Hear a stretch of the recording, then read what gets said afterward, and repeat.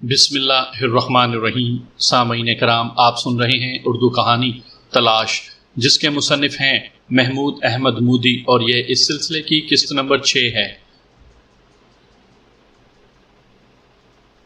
میں اچھل کر کھڑا ہو گیا۔ میرے لیے اتنا ہی غنیمت تھا کہ میری ٹانگیں بندشوں میں جکڑی ہوئی نہیں تھیں۔ اگر اسے معلوم ہوتا کہ میں در حقیقت جوڈو کراٹے کا ماہر ہوں اور میرے لیے اپنی ٹانگیں بازوؤں سے بھی زیادہ اہم ہیں تو انہیں بھی ضرور بندوا دیتا۔ لچمن دادا، مدن چیخا، اس کے قریب مت جانا۔ مگر لچمن دادا ایک روایتی بدماش تھا جسے اپنے آپ پر بڑا زوم ہوتا ہے۔ میری مغلظات سن کر وہ رک نہیں سکتا تھا۔ قریب پہنچ کر اس نے اپنی دانست میں میری آنتیں نکال دینے کے لیے چاقو سے وار کیا۔ میں عین اس وقت اس کے سامنے سے ہٹا جب چاقو کی نوک میرے پیٹ سے 2 انچ دور رہ گئی تھی۔ چاقو کا پھل پختہ دیوار سے ٹکرایا اور کچھ پلستر اکھڑ کر زمین پر جا گرا۔ لچمن بگڑتے ہاتھی کی طرح ذرا سا لڑکھڑایا۔ میں ایڑی کے بل گھوما اور میری لات اس کی پشت پر پڑی۔ اس کا سر توپ کے گولے کی طرح دیوار سے ٹکرایا۔ آدمی سخت جان تھا ورنہ وہیں ڈھیر ہو جاتا۔ اس نے سیدھا ہونے کی کوشش کی لیکن اس سے پہلے میری دوسری لات اس کے منہ پر پڑی۔ اس کا مسخ شدہ چہرہ اور مسخ ہو گیا۔ ایک خوفناک ڈکراہٹ کے ساتھ اس نے غصے میں اندھے ہو کر ہوا میں ہاتھ لہرائے۔ چاقو اس کے ہاتھ سے گر چکا تھا اور اسے میں نے ٹھوکر کے ساتھ تہہ خانے کے اس حصے میں پہنچا دیا تھا جدھر روشنی بہت کم تھی۔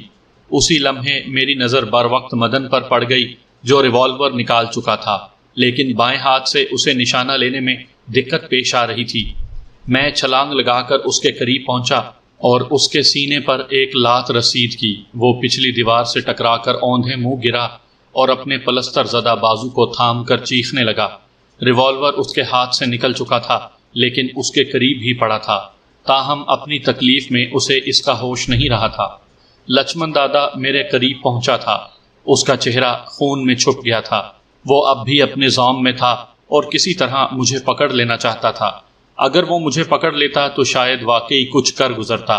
ایڑی کے بل گھوم کر میں نے ایک بار پھر چاقی داؤ آزمایا اور وہ اس تناور درخت کی طرح فرش پر آ رہا جس کی جڑیں طوفان نے اکھاڑ دی ہوں۔ عین اسی لمحے میں نے دیکھا کہ وہ 2 نوجوان جو سٹینڈز پر لگی ہوئی لائٹس درست کر رہے تھے، ان میں سے ایک مدن پر سے پھلانگ کر سیڑھیوں کی طرف بھاگا جا رہا تھا۔ وہ غالباً تہہ خانے سے نکل کر دروازہ باہر سے مقفل کرنا چاہتا تھا یا پھر اوپر سے کوئی کمک لینے جا رہا تھا۔ میں لپک کر اس کے پیچھے پہنچا۔ جب وہ تیسری سیڑھی پر قدم رکھ چکا تھا، اس کی ٹانگ میں ٹانگ پھنسا کر میں نے اسے پیچھے کھینچ لیا۔ وہ اوندھے منہ سیڑھیوں پر گرا اور درد سے بلبلایا۔ میں نے اس کی کن پٹی پر ہلکی سی ٹھوکر رسید کی اور وہ نیچے فرش پر آ گرا اور وہیں ساکت ہو گیا۔ دوسرا نوجوان سٹینڈ سمیت ایک فلڈ لائٹ اٹھا کر میرے سر پر آن پہنچا تھا، لیکن اس نے غالباً دوسروں کے انجام سے سبق حاصل کر لیا تھا اور اندھا دھند مجھ پر وار نہیں کیا تھا۔ ہم ایک دوسرے کے سامنے نیم دائرے میں گھومنے لگے۔ دفعتاً اس نے گرز کی طرح لائٹ کو گھمایا۔ میں پیچھے کو لیٹ کر دیوار سے جا لگا اور لائٹ سیڑھیوں سے ٹکرا کر چکنا چور ہو گئی۔ نوجوان نے لائٹ وہیں پھینک دی۔ اس کی نظر اچانک مدن کے ریوالور پر پڑ گئی تھی۔ وہ ریوالور کی طرف لپکا اور جلد بازی میں مار کھا گیا۔ میری ٹھوکر اس کی ناف پر پڑی۔ وہ ہوا میں کئی فٹ اوپر اچھلا اور ایک کربناک چیخ کے ساتھ فرش پر آ رہا۔ میں نے اسے بے ہوش کرنے کے لیے کن پٹی پر ٹھوکر والا طریقہ ہی آزمایا۔ میں نے دیکھا کہ مدن کا کانپتا ہوا ہاتھ ریوالور کی طرف نینگ رہا تھا۔ اس کے قریب پہنچ کر میں نے ہاتھ پر ایڑی سے معمولی سی ضرب لگائی۔ اس نے کراہ کر ہاتھ پیچھے کھینچ لیا۔ میں نے ریوالور کو بھی ٹھوکر مار کر تہہ خانے کی پرلی دیوار کے پاس پہنچا دیا۔ دفعتاً مجھے احساس ہوا کہ بوڑھا فوٹوگرافر نظر نہیں آ رہا۔ میں نے اس کی تلاش میں نظر دوڑائی تو بیڈ کے نیچے مجھے اس کے جوتے حرکت کرتے دکھائی دیے۔ باہر آ جاؤ، میں نے بیڈ کے قریب پہنچ کر اس کے پیروں پر ہلکی سی ٹھوکر مارتے ہوئے کہا۔ بامشکل تمام وہ رینگتا ہوا بیڈ کے نیچے سے نکل آیا۔ صورتحال اگر کچھ اور ہوتی تو شاید میں اس کی شکل دیکھ کر ہنسے بغیر نہ رہ سکتا، لیکن اس وقت میری حصے مزاح میرے جسم میں پھوٹتے پسینے کے ساتھ بہہ گئی تھی۔ زندہ رہنا چاہتے ہو؟ میں نے اسے گھورتے ہوئے پوچھا۔ اس کے نرخرے میں حرکت پیدا ہوئی اور اس نے باقاعدہ ٹرچ کی آواز کے ساتھ تھوک نگلتے ہوئے اسبات میں سر ہلایا۔ اس کی دھندلی دھندلی آنکھیں پھیل کر کپ کے پیندے جتنی ہو چلی تھیں۔ ادھر کہیں فرش پر چاقو پڑا ہے، اسے ڈھونڈو۔ میں نے آنکھوں سے تہخانے کے اندھیرے گوشے کی طرف اشارہ کیا۔ میں تمہارے پیچھے ہوں، کوئی غلط حرکت کی کوشش نہ کرنا، تم تو ایک ٹھوکر کی مار ہو۔ وہ ڈگمگاتے قدموں سے اندھیرے گوشے کی طرف بڑھا، میں اس کے پیچھے تھا۔ چاقو کے پھل کی جھلملاہٹ نے بوڑھے سے پہلے مجھے اپنی طرف متوجہ کر لیا۔ وہ پڑا ہے، میں نے کہا، اسے اٹھاؤ اور چل کر لڑکی کی بندشیں کاٹو۔ میں ایک بار پھر تنبیہ کر رہا ہوں کہ کوئی چالاکی دکھانے کی کوشش نہ کرنا، ورنہ پچھتانے کی مہلت بھی نہیں ملے گی۔ میں محض احتیاطاً اسے خبردار کر رہا تھا، ورنہ اس کی حالت ایسی نہیں تھی کہ وہ کوئی چالاکی دکھا سکتا۔ اس کے مختصر سے جسم پر لرزہ طاری تھا۔ چاقو اٹھا کر وہ مہتاب کے پاس آیا، جس کا چہرہ وحشت سے پیلا پڑا ہوا تھا، لیکن اب اس کی آنکھوں میں زندگی کی چمک لوٹ آئی تھی۔ بوڑھا گھٹنوں کے بل بیٹھ کر اس کی رسیاں کاٹنے لگا۔ میری نظر اس کے ہاتھوں کی حرکت پر تھی، جو اب بھی اس طرح کانپ رہے تھے کہ مجھے خدشہ محسوس ہونے لگا کہ وہ رسی کے بجائے مہتاب کے ہاتھ کی کوئی رگ نہ کاٹ دے۔ سنبھل کر کاٹو، میں نے اسے نرم لہجے میں تنبیہ کی۔ ہاتھ کھلتے ہی مہتاب اٹھ کھڑی ہوئی اور اپنی کلائیوں کو مسلنے لگی۔ نازک جلد پر رسیوں نے گہرے سرخ نشان ڈال دیے تھے۔ مہتاب، بوڑھے سے چاقو لے لو اور جلدی سے میری رسیاں بھی کاٹ دو۔ مہتاب نے میری بندشیں کاٹ ڈالیں تو میں نے اطمینان کی سانس لے کر اپنی کلائیوں کا جائزہ لیا۔ اچھل کود کے دوران بازوؤں کے عضلات بھی زبردست کھچاؤ کا شکار رہے تھے اور رسیوں کی رگڑ سے میری کلائیاں چھل چکی تھیں۔ مہتاب سے چاقو لے کر میں نے اسے بند کر کے جیب میں ڈالا، پھر دوسرے گوشے میں جا کر ریوالور تلاش کیا اور اسے بھی جیب میں رکھ لیا۔ میں واپس مڑا تو بوڑھا خبوط الحواسوں کی طرح راستے میں کھڑا تھا۔ میں نے گریبان سے پکڑ کر اسے فرش سے اوپر اٹھا لیا۔ وہ کٹ پتلی کی طرح ہوا میں ہاتھ پاؤں مارنے لگا۔ تمہیں کتنے پیسے ملے تھے اس کام کے؟ میں نے پوچھا۔ 4000، وہ خرخراتی آواز میں بولا۔ 2000 ایڈوانس اور 2000 بعد میں ملنے تھے۔ میں نے اسے فرش پر کھڑا کیا اور اس کا کیمرہ اٹھا کر فرش پر دے مارا۔ حالانکہ اس حرکت کا کوئی فائدہ نہیں تھا، ابھی تو کیمرہ استعمال بھی نہیں ہو پایا تھا، لیکن میرے اندر جو غصہ ابل رہا تھا اسے نکاس کا کوئی راستہ نہیں مل رہا تھا۔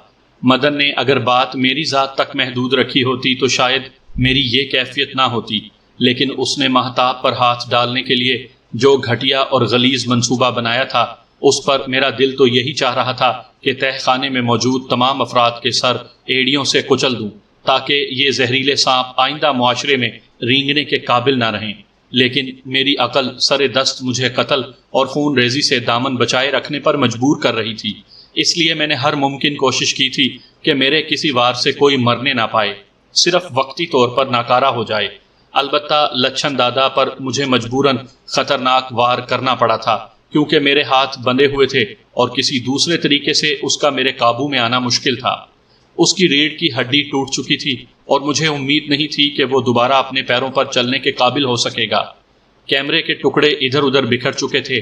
میں نے بوڑھے کی طرف مڑتے ہوئے کہا، جو 2000 روپے تمہیں مل چکے ہیں ان سے دوسرا کیمرہ خرید لینا اور آئندہ ایسا کام نہ کرنا۔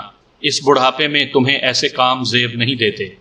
میں مدن کے قریب پہنچا اور گردن سے پکڑ کر اسے اٹھایا۔ وہ بری طرح کرا رہا تھا۔ میں نے اس کے منہ پر الٹے ہاتھ کا تھپڑ رسید کیا۔ وہ الٹ کر دیوار کے ساتھ جا لگا۔ اس کے ہونٹوں سے خون کی پتلی سی لکیر بہہ نکلی۔ یہ دوسرا اور آخری موقع ہے کہ میں تمہیں زندہ چھوڑ رہا ہوں، خارش زدہ کتے، میں نے اپنے سینے میں بھڑکتی ہوئی آگ کو بمشکل دباتے ہوئے کہا۔ لیکن آئندہ تم نے ایسی جرت کی تو میں نتائج کی پرواہ کیے بغیر کم از کم تمہارا پتہ تو صاف کر ہی دوں گا۔ میں نے اس کے گھٹنے پر ٹھوکر رسید کی۔ اوپر کتنے آدمی ہیں؟ کوئی نہیں، وہ کراہا۔ میں نے مہتاب کا ہاتھ پکڑا اور سیڑھیوں کی طرف چل دیا۔ وہ ابھی تک گویا ایک عالم خواب میں چل رہی تھی۔ سیڑھیوں کے اختتام پر چھوٹا سا دروازہ تھا۔ میں نے اس سے سر نکال کر ادھر ادھر دیکھا۔ ہمارے سامنے ایک وسیع ہال تھا جس میں کوئی فرنیچر وغیرہ نہیں تھا۔ دیواروں کا پلستر بھی جگہ جگہ سے اکھڑا ہوا تھا۔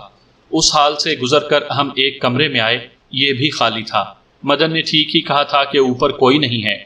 اس کمرے سے گزر کر ہم برآمدے میں آ گئے اور تب میں نے دیکھا کہ یہ شہر کے مضافات میں واقع ایک چھوٹا سا مکان تھا جو غالباً مدت سے غیر آباد تھا۔ اس کے چھوٹے سے لان پر جھاڑ جھنکار پھیلا ہوا تھا اور دیواروں پر سیلن زدہ سیاہی سی جمی ہوئی تھی۔ برآمدے کے قریب مدن کی گاڑی کھڑی تھی۔ اس کے اگنیشن میں چابی نہیں تھی۔ میں چاہتا تو واپس جا کر مدن سے چابی لا سکتا تھا، مگر میں نے مناسب نہیں سمجھا۔ سڑک پر چلتے ہیں، میں نے مہتاب سے کہا۔ میرا خیال ہے اس علاقے سے شہر کے لیے ہمیں کوئی بس مل جائے گی۔ منصور، مہتاب نے میرا ہاتھ تھام کر چلتے ہوئے کہا، مجھے اب بھی یقین نہیں آ رہا کہ ہم اس مصیبت سے نکل آئے ہیں۔ اس کے ہاتھ میں اب بھی ہلکی سی لرزش تھی۔ اب تو یقین کر ہی لو ڈیئر، میں نے اس کی طرف دیکھ کر مسکراتے ہوئے کہا۔ میں نے اسے پہلی مرتبہ ڈیئر کہا تھا۔ اس کے رخساروں پر زندگی کے گلاب ایک بار پھر کھل اٹھے۔ چند قدم چل کر وہ جیسے کچھ سوچ کر غصیلے لہجے میں بولی، میں ابو سے کہہ کر اس خبیث مدن کو مزہ چکھاؤں گی۔ نہیں، میں نے کہا، سارا مسئلہ تو یہی ہے کہ میں اس معاملے کی ہوا بھی کسی کو لگنے نہیں دینا چاہتا۔ بات خواہ پھیل کر بتنگڑ بن جاتی ہے، اور تمہیں تو معلوم ہی ہے کہ ہمارے معاشرے میں بعض اوقات افواہوں سے لڑکیوں کا مستقبل برباد ہو جاتا ہے۔ مدن میں اگر ذرا سی بھی عقل ہوگی تو آئندہ وہ کوئی حماقت نہیں کرے گا۔ میں تو اس کالج میں آ کر پھنس ہی گئی۔ مہتاب نے اپنا اسکارف درست کرتے ہوئے کہا، میں اب سنجیدگی سے سوچ رہی ہوں کہ کسی اور کالج میں داخلہ لے لوں۔ اگر تم اس کالج میں نہ آئی ہوتی تو مجھ سے تمہاری ملاقات کیوں کر ہوتی؟ میں نے کہا، ملاقاتیں اگر آسمان پر لکھ دی گئی ہوں تو وہ ہو کر ہی رہتی ہیں، مقامات کی تبدیلی سے کوئی فرق نہیں پڑتا۔ وہ مسکرائی۔ بڑا فلسفہ بولا جا رہا ہے۔ میں نے آہستگی سے اس کا ہاتھ دبایا۔ فلسفہ نہیں، یہ حقیقت ہے، اس نے شرمیلی مسکراہٹ کے ساتھ کہا، پھر یک لخت سنجیدہ ہوتے ہوئے بولی، وہ بات بیچ ہی میں رہ گئی۔ مجھے واقعی مدن سے خوف آنے لگا ہے۔ وہ ایک آسیب کی طرح میرے پیچھے پڑ گیا ہے۔ آج میرے ہاتھوں اس کا اور اس کے کرائے کے بدماشوں کا حشر دیکھنے کے بعد تمہیں ابھی بھی اس سے خوف آ رہا ہے؟ میں نے کہا، اس کا معاملہ تم اب مجھ پر چھوڑ دو، تم اب میری ذمہ داری ہو۔ ابھی سے؟ وہ شرارت سے مسکرائی۔ ابھی تو تم میرے ابو سے بھی نہیں ملے۔ آج مل ہی لیتے ہیں، اب تو سچویشن بھی پیدا ہو گئی ہے۔ میں نے کہا، یہ تو ٹھیک ہے۔ اس نے مسکراہٹ کے ساتھ اثبات میں سر ہلا دیا۔ ہم اب مین روڈ پر آ پہنچے تھے۔ سورج ڈھلنے لگا تھا۔ میں نے سڑک پر کھڑے ہو کر انتظار کرنے کے بجائے چلتے رہنا بہتر سمجھا۔ کچھ دیر بعد ہم نے پیچھے سے آتی کسی گاڑی کی آواز سنی۔ ہم نے مڑ کر دیکھا، وہ کوئی انگریز جوڑا تھا۔ میں نے فوراً لفٹ کے لیے اشارہ دیا۔ انگریز نے کار روک لی۔ لفٹ لے کر راستے میں ہم انگریز جوڑے سے جھوٹی سچی باتیں کرتے ڈیوڈ لین تک آئے اور شکریہ ادا کر کے اتر گئے۔ وہاں سے مہتاب کے گھر کا فاصلہ 1 فرلانگ کا تھا۔ کچھ دیر بعد مہتاب کی رہنمائی میں جس بنگلے میں داخل ہوا وہ زیادہ طویل و عریض تو نہیں لیکن خوبصورت ضرور تھا۔ لان پر ایک ادھیڑ عمر آدمی چھڑی لیے بے چینی سے ادھر ادھر ٹہل رہا تھا۔ یہ غالباً مہتاب کے ابو تھے۔ حالانکہ ابھی سردی مکمل طور پر نہیں آئی تھی لیکن انہوں نے 3 پیس سوٹ پہن رکھا تھا۔ سر پر ترکی ٹوپی تھی اور ناک پر موٹے موٹے عدسوں کی کمانی دار اینک۔ تقریباً انہی کی عمر کی ایک سجی سنوری میانہ قد خاتون، جن کے جسم پر ایک کامدار ساڑی بڑے سلیقے سے لپٹی ہوئی تھی، ان کے قدم سے قدم ملا کر ٹہلنے کی کوشش کر رہی تھی۔ وہ دونوں تیز تیز لہجے میں کوئی بات کر رہے تھے۔ مہتاب! ہم پر نظر پڑتے ہی وہ بےتابی سے چلائے اور پھر دونوں ہماری طرف لپکے۔ دونوں نے بیک وقت مہتاب کو لپٹا لیا۔ تم کہاں تھی بیٹی اب تک؟ بڑے میاں نے اینک سنبھالتے ہوئے کہا۔ ڈرائیور تمہیں لینے گیا تو تمہاری ایک کلاس فیلو نے بتایا کہ تمہیں فون… ہاں ابو، نہ جانے کن بدماشوں نے میرے لیے یہ جال پھیلایا تھا۔ مہتاب بولی۔ وہ تو شکر ہے کہ منصور مجھے اپنی گاڑی میں چھوڑنے چل پڑے تھے۔ راستے میں 4 بدماشوں نے مجھے اغوا کرنے کی کوشش کی لیکن منصور نے ان سب کو مار بھگایا۔ منصور میرے کلاس فیلو ہیں، اس نے میری طرف اشارہ کیا، اور یہ میرے ابو ہیں، نوابزادہ سراج علی خان۔ او، تو اب دن دہاڑے ایسی غنڈہ گردی ہونے لگی ہے۔ کون تھے وہ بدماش؟ میں انہیں چھٹی کا دودھ یاد دلا دوں گا۔ نوابزادہ سراج علی خان نے میری طرف مطلق توجہ دیے بغیر ہوا میں چھڑی لہراتے ہوئے کہا، یہ ضرور اس کمبخت فیروز خان کی شرارت ہوگی۔ وہ اب ان طریقوں سے میری دولت ہتھیانا چاہتا ہے۔ میں تو ستیلا ہونے کے باوجود اس کا لحاظ کرتا ہوں، اسے ہمیشہ بھائیوں جتنی عزت دیتا رہا ہوں، لیکن… تقریر بعد میں کرتے رہنا۔ بیگم سراج نے ناگواری سے مداخلت کی۔ بچے ہلکان ہو رہے ہیں، ذرا دیکھو تو کیا ذرا ذرا سے منہ نکلے ہوئے ہیں۔ چلو اندر چلو۔ ارے ہاں بھائی، سراج صاحب نے میری طرف مسافے کے لیے پہلے چھڑی اور پھر چونک کر اسے بغل میں دبا کر ہاتھ بڑھایا۔ کیا نام بتایا تھا تم نے ان کا بیٹی؟ انہوں نے مہتاب سے پوچھا۔ منصور، مہتاب نے میری طرف دیکھ کر ہلکی سی مسکراہٹ کے ساتھ کہا۔ ہاں تو منصور، بہت بہت شکریہ بھائی، کہ تم نے ہماری جان کے لیے اپنی بیٹی کو، میرا مطلب ہے ہماری بیٹی کے لیے اپنی جان کو خطرے میں ڈالا۔ آج کل کون کسی کے لیے اتنی تکلیف کرتا ہے؟ زمانے سے مہر مروت تو پھر تقریر۔ بیگم سراج نے آنکھیں نکالی۔ تمہیں تو جوہری کے بجائے لیڈر ہونا چاہیے تھا۔ وہ ہمیں اندر لائیں، ملازمہ کو ایرانی قہوہ لانے کا حکم دیا اور اطمینان سے بیٹھنے کے بعد سارا قصہ پوچھا۔ مہتاب نے کافی ترامیم کے بعد نامعلوم غنڈوں کی کوشش اور میری بہادری کا قصہ سنایا، جس کے دوران سراج صاحب بار بار لقمہ دیتے رہے کہ یہ اس بدماش فیروز کے علاوہ کسی کی حرکت نہیں ہو سکتی، اور ان کی بیگم بار بار ان کی تردید کر کے انہیں چپ کرواتی رہی۔ ان کی دلیل یہ تھی کہ فیروز خان کے پاس تو شراب کا ادھا خریدنے کے لیے 10 روپے تک نہیں ہوتے، وہ کرائے کے بدماشوں کی خدمات کیسے حاصل کر سکتا تھا؟ میں تو پولیس کو اطلاع دینے والا تھا۔ مہتاب کے خاموش ہونے پر سراج صاحب بولے، ایس پی سریندر ناتھ میرا لنگوٹیا ہے، شہر کے سارے بدماشوں کو لائن حاضر کروا دینا تھا میں تو کہتی ہوں چلو جو کچھ ہوا سو ہوا، لیکن خدا نے یہ کرم کیا کہ اس بچے کو فرشتہ رحمت بنا کر مہتاب کے ساتھ بھیج دیا۔ بیگم سراج جھرجھری لیتے ہوئے بولیں۔ پھر وہ میرے اور میرے گھر بار کے متعلق کریت کر پوچھنے لگیں۔ میں نے انہیں بتایا کہ میرے والد کا میرے بچپن ہی میں انتقال ہو چکا ہے۔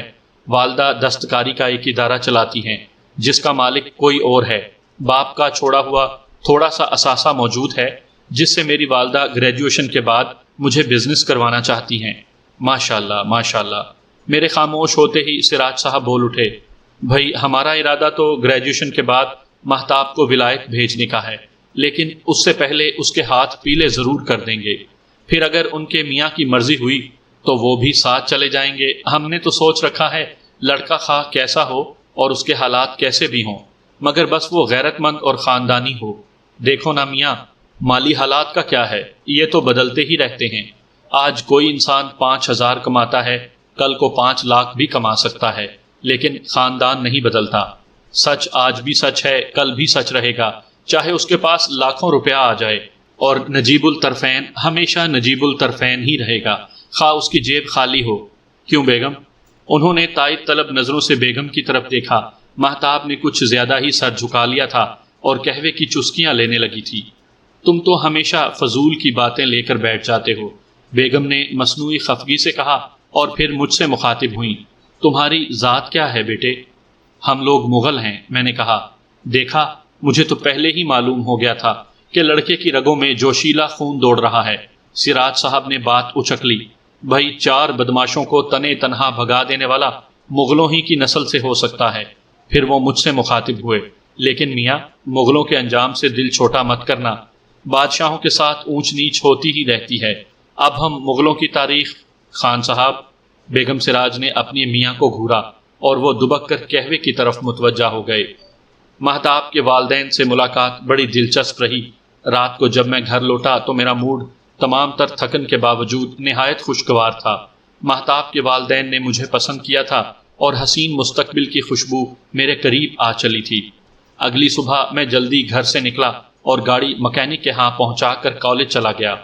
اس دن سے میرا تقریباً معمول ہی بن گیا کہ کالج سے واپسی کے بعد شام کو میں مہتاب کے ہاں چلا جاتا۔ اس کے والدین کی موجودگی میں ویسی باتیں تو نہیں ہو سکتی تھیں جیسی 2 چاہنے والے کیا کرتے ہیں، پھر بھی وقت اچھا گزر جاتا تھا۔ مدن ان دنوں کالج نہیں آ رہا تھا۔ تقریباً 10 دن بعد وہ کلاس میں نمودار ہوا۔ بڑا حشاش بشاش نظر آ رہا تھا۔ اس کے چوٹوں کے نشان مندمل ہو چکے تھے، لیکن بازو پر بدستور پلستر تھا۔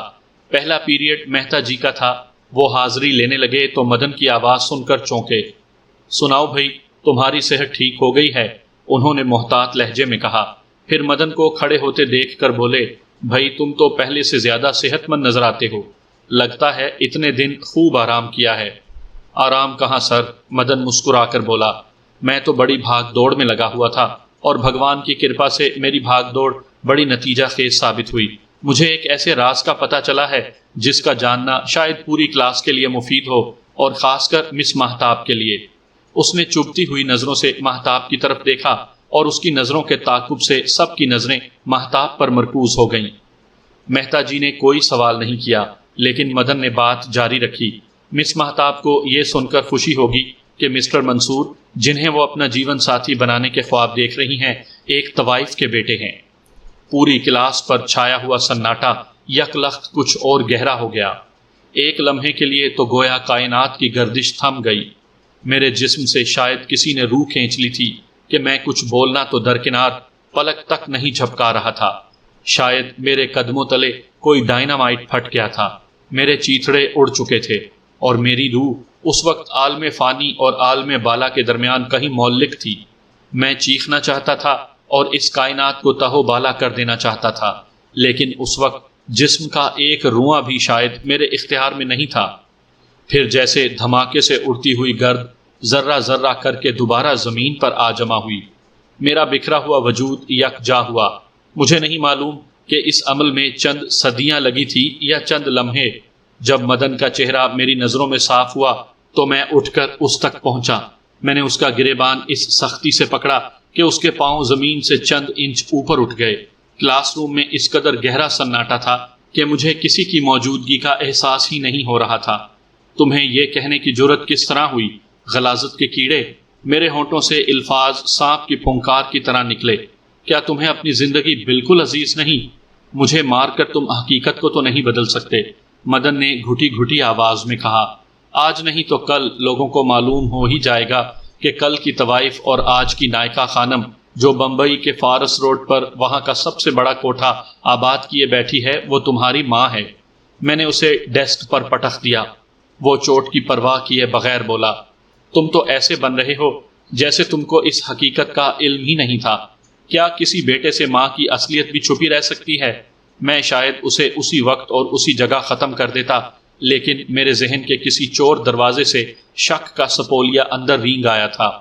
کوئی بغیر کسی بنیاد کے اس طرح منہ بھر کر اتنی بڑی بات تو نہیں کہہ دیتا۔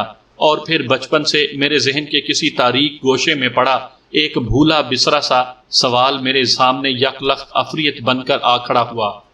آخر ممی نے آج تک مجھے اپنے ساتھ کیوں نہیں رکھا تھا؟ پھر مجھے اپنی تنہائی زدہ بچپن کی وہ رات یاد آئی جب میں نے ممی کے گلے میں باہیں ڈال کر کہا تھا، ممی آپ مجھے اپنے ساتھ کیوں نہیں لے جاتی؟ کیا میں آپ کو اچھا نہیں لگتا جو آپ مجھے اپنے ساتھ نہیں رکھتی؟ مجھے یاد تھا کہ اس سوال پر وہ کس طرح بلک بلک کر روئی تھی۔ مجھے آج بھی یاد تھا انہوں نے کہا تھا، ابھی وقت نہیں آیا بیٹے، تمہیں کیا معلوم کہ تمہاری ممی تم سے دور رہ کر کس طرح زندگی گزار رہی ہے۔ ابھی وقت نہیں آیا، وقت نہیں آیا۔ انہیں کس وقت کا انتظار تھا؟ کیا ملازمت پیشہ مائیں اپنے بچوں کو ساتھ نہیں رکھتی؟ کیا وہ اپنے بچوں کو میری طرح الگ گھر میں نوکروں کے ساتھ رکھ کر اتنے ہی اخراجات کا بوجھ اٹھاتی ہیں؟ شک کے سپولیے نے آن کی آن میں ایسے بیسیوں سوالوں کا زہر میری نس نس میں پھیلا دیا۔ میرے دانت اتنی سختی سے نچلے ہونٹ پر جمے ہوئے تھے کہ رستے ہوئے خون کا کھارا پن زبان پر محسوس ہونے لگا تھا۔ میں نے ایک بار پھر مدن کو گریبان سے پکڑ کر اٹھایا۔ اس کی اٹکتی ہوئی سانسیں میرے چہرے سے ٹکرا رہی تھی۔ سنو مدن، میں نے اپنی روح کی تمام تر بچی کچی توانائی مجتمع کر کے بیٹھی بیٹھی سی آواز میں کہا، اگر یہ بات غلط ہوئی تو یاد رکھنا کہ میں اسی جگہ تمہیں ذبح کر کے تمہاری لاش کا ریشہ ریشہ الگ کر دوں گا۔ اگر یہ بات جھوٹ ہوئی تو میں خود ہی اپنی گردن اتار کر تمہارے ہاتھ میں دے دوں گا۔ مدن نے اپنا گریبان چھڑانے کی کوشش کرتے ہوئے کہا، اور اگر درست ہوئی تو یہاں واپس مت آنا۔ کس منہ سے آؤ گے؟ میں نے اسے ڈیسک پر پٹخا اور تیزی سے باہر چل دیا۔ میں نے اپنے عقب میں مہتاب کی آواز سنی، لیکن یہ مجھے بہت دور کی آواز محسوس ہوئی۔ ہزاروں بدروحوں کے کہے میرا تعاقب کر رہے تھے۔ ان میں مہتاب کی آواز دب کر رہ گئی۔ طوفانی ہوا کے تھپیڑے مجھے دھکیلے لیے جا رہے تھے۔ گراؤنڈ میں پہنچ کر میں نے گاڑی نکالی۔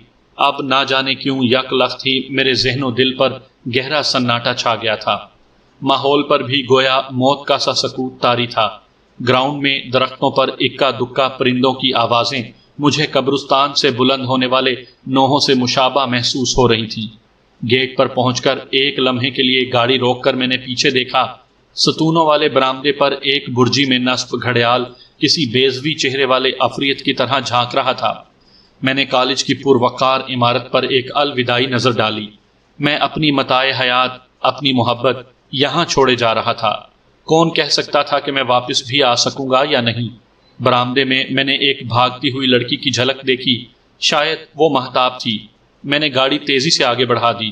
میں اس کا سامنا کرنا نہیں چاہتا تھا۔ مجھ میں جرت ہی نہیں تھی۔ پونا سے بمبئی کا فاصلہ تقریباً 100 میل تھا۔ اس سے پہلے بھی کئی مرتبہ کالج کی طرف سے تفریحی یا تعلیمی دوروں پر ہم کئی لڑکے لڑکیاں سڑک کے راستے بمبئی گئے تھے، اور کئی مرتبہ لڑکوں سے دبی دبی زبان میں نے فارس روڈ کا تذکرہ سنا تھا، لیکن کبھی سوچا بھی نہیں تھا کہ ایک روز دل پر ہزاروں اندیشوں کا بوجھ لیے ادھر کا رخ بھی کرنا پڑے گا۔ میرا جی چاہ رہا تھا کہ 100 میل کا یہ سفر کبھی ختم نہ ہو، تاکہ اس سفر کے اختتام پر اگر کوئی ہولناک حقیقت واقعی میری منتظر ہے تو میں اس کا سامنا کرنے سے پہلے موت کی آغوش میں پہنچ جاؤں۔ مگر فاصلہ گھٹتا گیا، میں اس مجرم کی طرح ڈوبتے دل سے بمبئی کے قریب پہنچ رہا تھا جسے کسی نہ کردہ جرم کی سزا میں پھانسی کے تختے کی طرف لے جایا جا رہا ہو۔ بمبئی پہنچ کر مجھے فارس روڈ پہنچنے کے لیے کئی جگہ راستہ دریافت کرنا پڑا۔ ہر شخص نے ایک معنی خیز مسکراہٹ کے ساتھ مجھے راستہ بتا دیا۔ جب میں وہاں پہنچا تو بازار حسن میں شام اتر رہی تھی۔ یہ ایک لمبی سی خمدار سڑک تھی جس کے اطراف میں نہ جانے کتنی گلیاں دائیں بائیں نکل رہی تھیں۔ بنی سنوری طوائفوں کے جھرمٹ ابھی اپنی رہائش گاہوں سے نکل کر اپنے اپنے کوٹھوں کی طرف آ رہے تھے۔ اکثر کوٹھوں کے دروازے کھلے تھے اور سازندے ابھی اپنے ساز درست کر رہے تھے۔ کہیں کہیں سے طبلے کی ادھوری تھپ تھپ یا ہارمونیم کی روں روں کسی زخمی کراہ کی طرح ابھرتی اور معدوم ہو جاتی۔ کسی بالا خانے پر کوئی طوائف سج بن کر آ کھڑی ہوئی تھی اور غالباً چڑھتی رات کے ریلے میں بہہ کر آنے والے اپنے خریداروں کا انتظار کر رہی تھی۔ پان، سگریٹوں اور خوشبویات کی دکانوں والے اپنی دکانوں کو آخری رنگ دے رہے تھے۔ یہاں کی دکانیں بھی شاید طوائف دکانیں تھیں۔ ان کے مالکوں نے شام ڈھلے ہی ان کی تزئین و آرائش شروع کر رکھی تھی۔ پھولوں کے گجروں والے قدم قدم پر کھڑے تھے اور ہر آنے والے کو روک رہے تھے۔ بازار میں خاصی چہل پہل تھی اور مجھے گاڑی چلانے میں دقت ہو رہی تھی۔ ایک چھوٹی سی گلی میں نے کئی گاڑیاں کھڑی دیکھیں تو اپنی گاڑی بھی انہی کے ساتھ کھڑی کر دی اور پیدل چلنے لگا۔ تب عجیب و غریب حلیوں کے انسان میرا تعقب کرنے لگے۔ ان میں کوئی ناٹا تھا، کوئی لمبا، کوئی مجہول تھا اور کوئی خوب گھٹا ہوا، کوئی سیاہ فام تھا اور کوئی خوب گورا چٹا، کوئی داڑھی مونچھ سے بے نیاز اور کوئی گھنی مونچھوں والا۔ کسی کی باچھوں سے پان کی پیک بہہ رہی تھی تو کسی کی آنکھیں چڑی ہوئی تھیں۔ کوئی تن کر چل رہا تھا تو کسی کے قدم لڑکھڑا رہے تھے۔ لیکن ایک بات ان سب میں مشترک تھی اور وہ یہ کہ سب بیٹھی بیٹھی سی آواز میں سرگوشیاں کر رہے تھے۔ کبھی ایک میرے قریب آتا اور بظاہر لا تعلقی سے میرے ساتھ چلتے ہوئے کہتا، میاں نواب زادے، میرے ساتھ تشریف لائیے، رقص ملاحظہ فرمانا ہو چاہے شب باشی کا ارادہ ہو، بندہ آپ کو فردوس ارضی میں لے چلے گا۔ فدوی کا دعویٰ ہے کہ آپ دنیا کو بھول جائیے گا۔ میں اسے گھور کر دیکھتا تو وہ وہیں رک جاتا اور دوسرا میرے ہم قدم ہو جاتا۔ صاحبزادے، میرے ساتھ چلیے، آپ کو 15 سال کی اس اچھوتی چھیل چھبیلی بانکی نار کے روبرو لے چلوں جس کے حسن بلا خیز نے پورے بمبئی میں تہلکہ مچا دیا ہے، جس کے دروازے پر فلم والوں کی قطار لگی رہتی ہے، مگر وہ کہتی ہے کہ فلم والے مجھے کیا دیں گے، 2-4 لاکھ ماہوار؟ میرے تو ایک جلوے، ایک ادا کی قیمت لاکھوں سے اوپر ہے۔ میں آپ سے سچ کہتا ہوں، وہ صرف آپ جیسے خوبرو نوجوان نوابزادوں کی قدردان ہے۔ میرا جی چاہا کہ چیخ کر اس سے کہوں، میں نوابزادہ نہیں ہوں، میں تو شاید ایک طوائف زیادہ ہوں، مگر میرے حلق سے آواز تک نہ نکل سکی۔ وہ میری خاموشی سے مایوس ہو کر پیچھے رہ گیا تو ایک اور میرے شانہ بشانہ چلنے لگا۔ آپ کو غالباً نیلم بائی امبالی والے کی تلاش ہے؟ ہاں صاحب، وہ تو ہے ہی نیلم کا ٹکڑا۔ حسن کے قدردان بڑی دور دور سے اس کی تلاش میں آتے ہیں۔ میرے ساتھ آئیے، آپ شاید اجنبی ہیں، میں آپ کی رہنمائی کی خدمت انجام دیتا ہوں۔ یہ سرگوشیاں جب پیچھے رہ گئیں تو میں تھک کر رک گیا۔ اس طرح تم کہاں جا رہے ہو؟ میں نے اپنے آپ سے پوچھا۔ میرے دونوں ہاتھ میرے نیلے بلیئرز کی جیبوں میں تھے۔ میں ایک چبوترے کے کنارے بنی ہوئی چھوٹی سی جالی دار دیوار سے ٹیک لگا کر کھڑا ہو گیا۔ خشکی سے میرے ہونٹ چٹکنے لگے تھے۔ میں نے ان پر زبان پھیری تو سامنے کچھ بلندی پر ایک طویل و عریض کمرے کے وسط میں چاندنی پر بیٹھی ایک لڑکی مسکرائی۔ شاید وہ یہی سمجھی تھی کہ میں نے اسے دیکھ کر ہونٹوں پر زبان پھیری ہے۔ اس کمرے میں اتنی تیز روشنی تھی کہ آنکھیں خیرہ ہو رہی تھیں۔ ایک طرف دیوار کے ساتھ 6-7 سازندے بیٹھے اپنے ساز درست کر رہے تھے۔ ان کے قریب ہی ایک فربی مائل سانولی سی نائکا ایک بڑا سا نقرئی پاندان سامنے رکھے گلوری بنا رہی تھی۔ کمرے کے عین وسط میں بڑے فانوس تلے وہ لڑکی تھی۔ اس کی ناک پر نازک سی کمانی نظر کی اینک ٹکی ہوئی تھی۔ اگر وہ اس کے کوٹھے پر نہ بیٹھی ہوتی تو اپنے معصوم سے بیضوی چہرے اور نظر کی اینک کے ساتھ کوئی ٹیچر یا سوشل ورکر معلوم ہوتی۔ میری طرف مسکرا کر دیکھنے کے بعد اس نے اینک اتار کر نائکا کو تھما دی اور پیروں میں گھنگرو باندھنے لگی۔ میں وہاں سے آگے بڑھ گیا۔